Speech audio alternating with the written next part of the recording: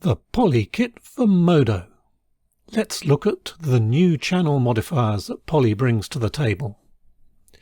ChannelRemap is a useful tool for rescaling your numeric channels.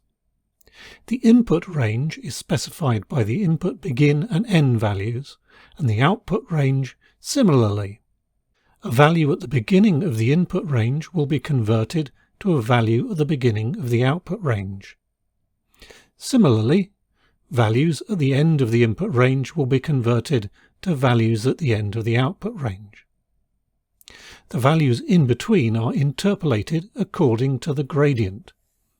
By default, this is linear, but you can use the mini gradient editor to change that to whatever you need.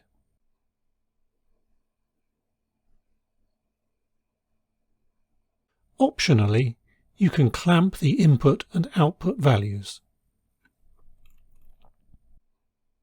The ChannelBundle modifier can collect up to 20 values into a single channel. The ChannelUnbundle modifier does the reverse, converting a bundled channel to up to 20 output channel values. You can use them to transport multiple values across your schematics with only a single connection, keeping the diagrams manageable. If you separate the output of ChannelBundle, you can park it near the Unbundle to have a completely clutter-free transport of data from one part of the schematic to another. Under the hood, these modifiers communicate using an array of singleton arrays. Each subarray contains the data from the relevant channel.